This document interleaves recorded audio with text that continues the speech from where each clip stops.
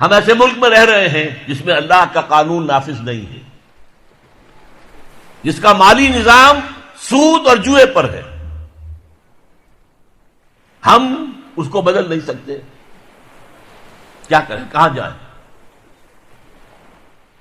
کس طرف جاؤں؟ کسے دیکھوں؟ کسے آواز دوں؟ اے ہجوم نامرادی، دل بہت گھبرائے ہے. کہاں جاؤں؟ دنیا میں 1 انچ نہیں ہے، کوئی ملک نہیں ہے جہاں اے اللہ تیرا دین قائم ہو. جائیں تو کہاں جائیں؟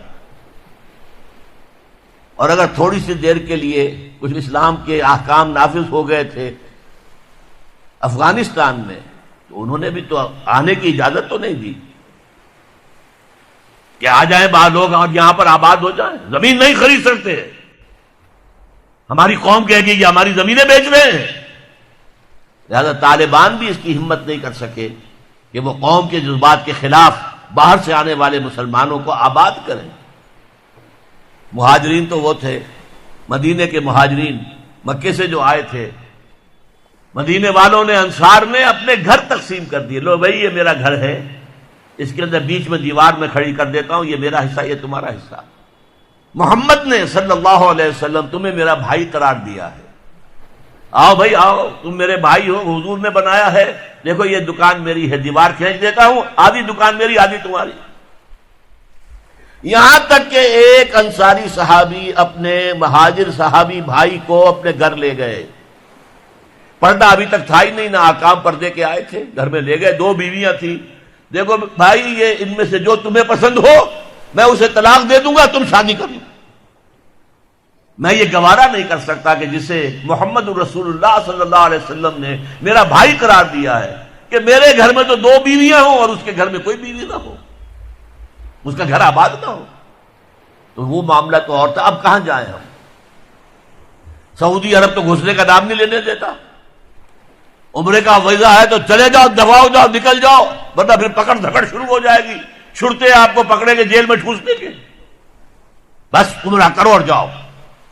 یہاں آباد ہونے کا کوئی سوال نہیں، قطعاً کوئی سوال نہیں. لہذا کیا کریں اب؟ یہ سوچنے کی بات ہے. دیکھیے ہماری بندگی جزوی ہے.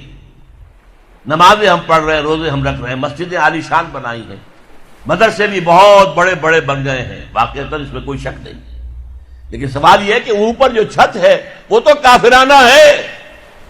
قانون تو اللہ کا نہیں ہے، کتاب و سنت کے احکام تو نافذ نہیں ہے. ہاں نماز ہے، روزہ ہے، حج ہے، زکوٰۃ ہے. تو نماز اور روزہ تو ہندوستان میں بھی ہو رہا ہے. وہ تو چند ایک مسجدیں ہیں جنہیں وہ تاریخی اعتبار سے کہتے ہیں کہ یہ ہمارے مندر ہوتے تھے جنہیں مسجد بنایا گیا، ورنہ وہاں پر ہزاروں لاکھوں مسجدیں ہیں، آباد ہیں، لوگ نمازیں پڑھتے ہیں. کوئی روکتا ہے انہیں؟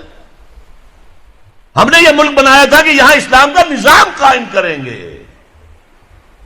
نماز تو آپ امریکہ میں جا کر پڑھیے، امریکہ کو کوئی اعتراض ہی نہیں. You have come here, you have purchased synagogues and churches and you have turned them into mosques. ہم نے کوئی اعتراض نہیں کیا. تم نے چرچ خریدے، تم نے سینیگوگز خرید لیے جو یہودیوں کی عبادت گاہیں ہوتی ہیں، اور انہیں مسجد بنا لیا. ہم نے کوئی اعتراض نہیں کیا. We never objected. لیکن تم کہو کہ اسلام کا نظام ہم قائم کریں گے، نہیں کرنے دیں گے تمہیں کبھی بھی. تم چاہو کہ تم اسلام کا معاشی نظام قائم کرو، کبھی اجازت نہیں دیں گے. تم چاہو کہ اسلام کی معاشرتی اقدار کو تم قائم کرو، کبھی نہیں کرنے دیں گے. یہ ہے اس وقت جو ہمارے ساتھ پیش آ رہا ہے معاملہ. پورا مغرب اس پر اڑا ہوا ہے. اسلامی نظام کہیں نہیں آنے دیں گے. ہاں نمازیں پڑھو، ہمیں کوئی اعتراض نہیں. روزے رکھو، تم روزے 30 کی بجائے 100 رکھو، ہمارا کیا لیتے ہو؟ تمہاری کمزوری ہو جائے گی. ہم تو تمہیں لیبر اسی وقت دیں گے جب پورے 8 گھنٹے کام کرو گے ڈٹ کر. اس میں کوئی رعایت نہیں کریں گے تمہارے ساتھ. بہرحال سوال یہ ہے کہ میں کیا کروں؟ کوئی راستہ ہے؟ دیکھیے کنویں میں، اب آج کل تو وہ کنویں اس طرح کے ہیں نہیں، دیہات میں تو ہے. کنویں میں کتا گر گیا، بلی گر گئی، مردار ہے کنویں کے اندر، کنویں کا پانی حرام ہو گیا، نجس ہو گیا. لیکن آخر کو راستہ تو ہے نا بھائی. اتنا پہلے تو اس کتے کو یا اس بلی کی لاش کو نکال کے باہر پھینکو، اور پھر اتنے ڈول اور نکال کر باہر پھینک دو، پھر وہ پانی صاف ہے. اس کا کیا نام ہے؟ کفارہ. اسی طرح رمضان کا روزہ تھا، آپ سے صبر نہیں کیا گیا، اپنی بیوی سے ہم بستری کر بیٹھے دوپہر کے وقت، روزہ ٹوٹ گیا. اب کیا ہے اس کی گناہ کی کوئی بدل بھی ہے؟ ہاں ہے. 60 روزے رکھو اب متواتر پے بپے، 60 روزے، تب کفارہ ہوگا اس گناہ کا. تم نے فرض روزہ توڑ دیا. ہاں اگر نفلی روزہ تھا تو توڑ دیا تو صرف اس کی قضا دینی ہوگی بس. فرض روزہ اسے توڑ دیا ہے تو اس کے لیے تو 2 مہینے کے 60 روزے پے بپے رکھنے پڑے. تو اب ہم جو کفر کے تحت زندگی گزار رہے ہیں اور اس اعتبار سے اللہ کی نگاہ میں ہم کافر ہیں. لیکن سوال یہ ہے کہ جائیں تو کہاں جائیں، کریں تو کیا کریں؟ نظام کفر کا ہے. قرآن کہتا ہے وَمَن لَّمْ يَحْكُم بِمَا أَنزَلَ اللَّهُ فَأُولَٰئِكَ هُمُ الْكَافِرُونَ. جو لوگ قرآن کی، اللہ کی اتاری ہوئی شریعت کے مطابق فیصلے نہیں کرتے وہی تو کافر ہے. کافر کسے کہتے ہیں؟ اقبال نے کہا نا، بتوں سے تجھ کو امید ہے خدا سے نو امیدی، مجھے بتا تو صحیح اور کافری کیا ہے؟ تمہاری ساری امیدیں امریکہ کے ساتھ وابستہ ہیں. وہ مسئلہ طے کرا دے، وہ یہ کرا دے، وہ کرا دے، وہ معاملہ ہمارا. وہی تو سب سے بڑا چور وہی ہے، سب سے بڑا ڈاکو وہی ہے، سب سے بڑا اسلام کا مخالف وہی ہے، اور اسی کے پاس ہم جاتے ہیں. قرآن کا فتویٰ تو یہ کہ تم کافر ہو. ہاں انفرادی طور پر تم مسلمان ہو، اجتماعی طور پر قومی سطح پر تم کافر ہو. وَمَن لَّمْ يَحْكُم بِمَا أَنزَلَ اللَّهُ فَأُولَٰئِكَ هُمُ الْكَافِرُونَ. یہ 7واں رکوع ہے سورہ مائدہ کا. اور پھر فرمایا وَمَن لَّمْ يَحْكُم بِمَا أَنزَلَ اللَّهُ فَأُولَٰئِكَ هُمُ الظَّالِمُونَ. جو اللہ کے اتارے ہوئے قانون کے مطابق فیصلے نہیں کرتے وہی تو مشرک ہیں. اللہ کے حکم کو چھوڑ کے کسی اور کے حکم پر فیصلہ کر رہے ہو، اس سے بڑا شرک کیا ہوگا؟ اور تیسری مرتبہ فرمایا وَمَن لَّمْ يَحْكُم بِمَا أَنزَلَ اللَّهُ فَأُولَٰئِكَ هُمُ الْفَاسِقُونَ. وہی تو فاسق ہیں، فاجر ہیں، وہی تو سرکش ہیں، وہی تو باغی ہیں، وہی تو غدار ہیں اللہ کے، جو اللہ کی شریعت کے مطابق فیصلے نہیں کرتے. اب ان 3 آیتوں کے روح سے سمجھ لیجئے ہم کہاں کھڑے ہیں، کیا کر رہے ہیں. دیکھیے میں آپ کو ایک مثال دیتا ہوں. ہماری آبادی کا میں سمجھتا ہوں اکثریت تو وہ ہے جو نماز روزے کی بھی پابند نہیں ہے. ان چیزوں کا چرچا شہروں میں زیادہ، دیہات میں بہت کم رہ گیا، بہت کم، بہت کم. اور ہماری 70% آبادی دیہات کے اندر. اچھا جو نمازیں پڑھتے روزے رکھتے ہیں، خاص طور پر شہروں کے کاروباری لوگ، وہ بلیک مارکیٹنگ بھی کرتے ہیں، وہ حسابات بھی غلط دیتے ہیں، جھوٹ بولتے ہیں، جھوٹ یا حلف اٹھاتے ہیں کہ یہ حساب ہم حلفیہ میں کہہ رہا ہوں یہ حساب صحیح ہے، جبکہ حساب غلط ہے. سودی کاروبار کرتے ہیں، اپنے کاروبار کو بڑھانے کے لیے سود کا قرضہ لیا ہے، سودی قرضہ لیا بینک سے، اپنی بلڈنگ بنانے کے لیے بہت بڑی قرضہ لیا ہے بینک سے. تو ان کی عبادت کیا ہوئی؟ وہ اس آیت کے ذیل میں آ گئے کہ نہیں؟ افتؤمنون ببعض الکتاب وتکفرون ببعض فما جزاء من يفعل ذلك منكم الا خزي في الحياة الدنيا ويوم القيامة يردون الى اشد العذاب وما الله بغافل عما تعملون. لیکن میں ان کو بھی چھوڑتا ہوں.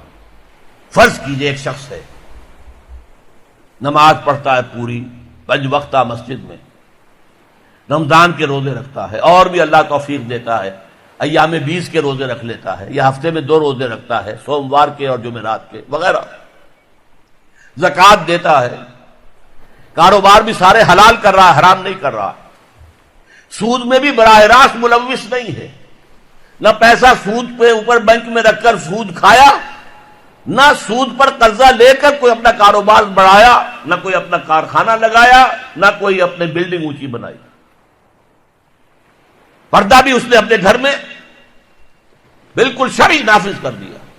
وہ اس پورے اسلام پر کاربند ہے جس میں وہ کاربند ہو سکتا ہے اس وقت، لیکن وہ اس قوم کا فرد ہے جو قوم اللہ کے فتوے کے مطابق کافر قوم ہے،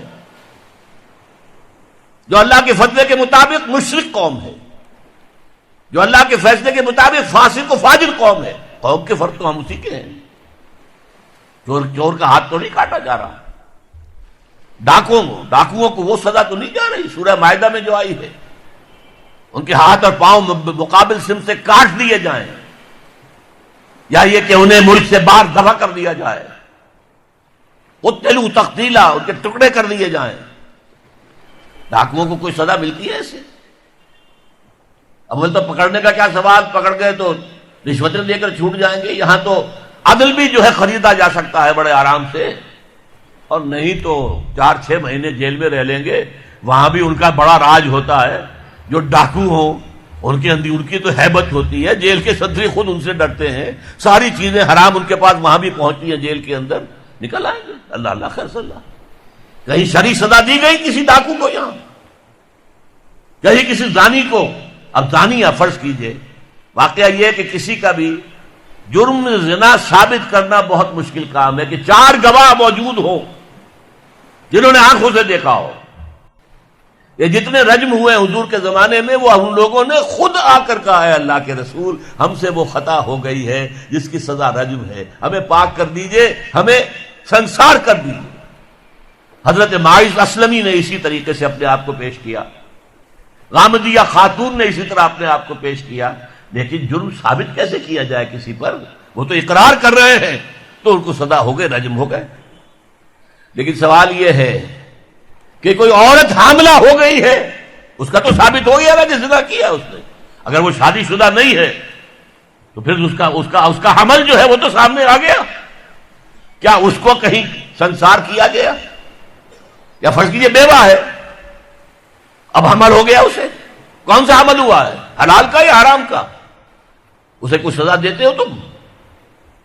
ابھی تو یہ بڑی بحثیں چل رہی ہیں، حدود قوانین جو بنائے گئے تھے وہ بڑی جلدی میں بنائے گئے تھے، کچھ خلا اس میں رہ گئے ہیں، لیکن اصل میں جو لوگ شور مچا رہے ہیں وہ ہیں جو کہتے ہیں کہ یہ اسلامی سزائیں وحشیانہ ہیں۔ بے نظیر بھٹو کا کہنا ہے یہ وحشیانہ سزائیں ہیں، اللہ کی دی ہوئی سزائیں وحشیانہ ہیں، معاذ اللہ ثم معاذ اللہ ثم معاذ اللہ، کلمہ کفر ہے۔ اب اس کا کیا علاج ہے ہمارے پاس، کیا کریں؟ میری بات کو توجہ سے سنیے، اس نظام باطل کو ذہناً تسلیم مت کرو، اس نظام باطل کی خدمت مت کرو، don't reconcile with it, don't serve it, don't support it. اس نظام کے تحت پھلنے پھولنے دولت مند بننے کی کوشش مت کرو، بلکہ اپنی زندگی کو سکیڑو، اپنی ضروریات کو کم کرو، اپنے آپ کو ذرا آزاد کرو، اپنا وقت جسے تبلیغی بھائی کہتے ہیں تفریغ اوقات، وقت فارغ کرو تاکہ اس وقت کو تم لگا دو اس نظام کے خلاف جد و جہد میں۔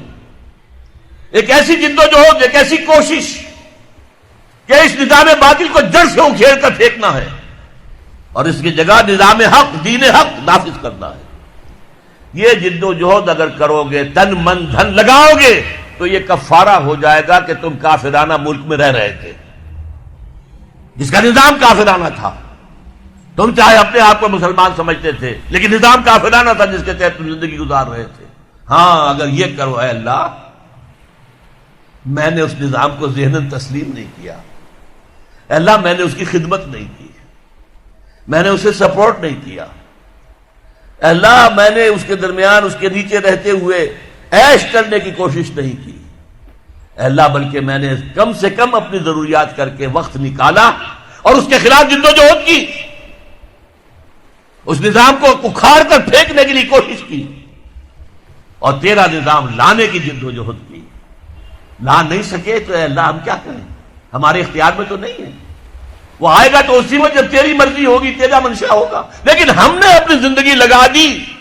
اگر تو یہ ہے تو کفارہ ہو گیا، اللہ کے عذاب سے آپ بچ جائیں گے۔ اگر یہ نہیں کہہ سکتے، آپ تو بھر اپنے باطل نظام میں رہ رہے ہیں، عیش کر رہے ہیں، اور آپ پھیلنے پھلنے پھولنے کی کوششیں کر رہے ہیں، اور زیادہ عیش مل جائے اور زیادہ آسائشیں مل جائے، بڑا مکان بنا لوں اور بڑا محل بنا لوں اور بڑی حویلی بنا لوں اور کاروبار پھیلا لوں، 1 مل تھا 2 بن جائیں، 2 کے 3 ہو جائیں۔ اگر اس چکر میں آپ رہے اس نظام باطل کے تحت تو آپ اسی کے ایبیٹر ہیں، آپ اسی کے مؤید ہیں، آپ اس کے سپورٹر ہیں، اور آپ بھی اتنے ہی بڑے مجرم ہیں جتنا بڑا یہ نظام مجرم۔ یہ ہے وہ بات جو میں نے سمجھی ہے قرآن مجید کے مطالعے سے، حدیث نبوی کے مطالعے سے،